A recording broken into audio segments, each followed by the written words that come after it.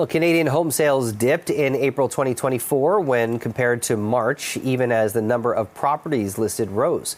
Well, according to the Canadian Real Estate Association, national home sales declined 1.7% month over month, but the number of new listings jumped almost 3%.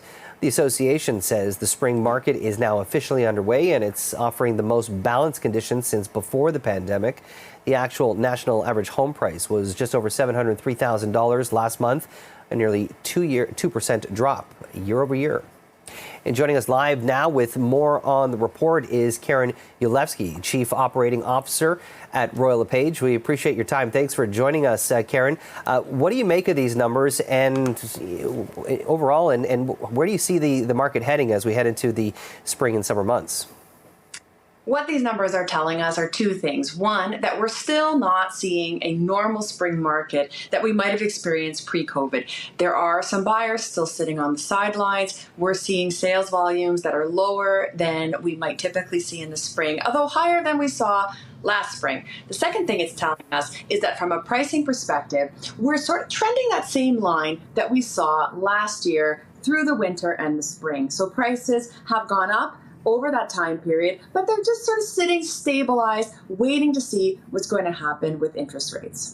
Well, given that many are anticipating a rate reduction possibly next month, what do you tell sellers right now? Obviously, if we see a rate reduction, we're probably going to see maybe some of those people come off the sidelines, and that creates more competition. What do you make of that? And what would you tell someone who's been kind of sitting on the fence debating whether to list their home? Well, a lot of that's going to come down to what is that seller planning to do. So if you're a seller that's also going to be looking for a property to move into, you're going to be faced with that exact same competition. So it may make more sense to sell now when there's a little less competition.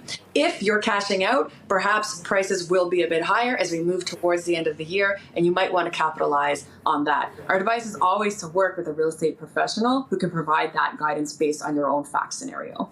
How do you anticipate the new capital gains tax of 66% on properties that are considered investment or recreational?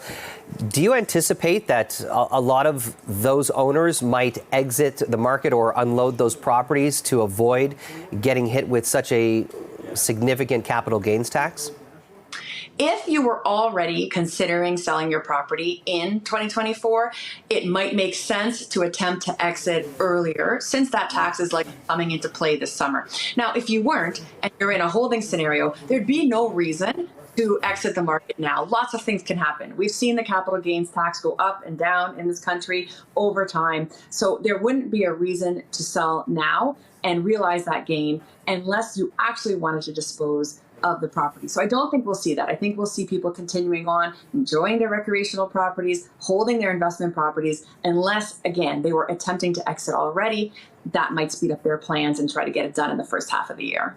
Karen Ulevsky, Chief Operating Officer at Royal LePage. We appreciate your time. Thank you. Thanks for having me.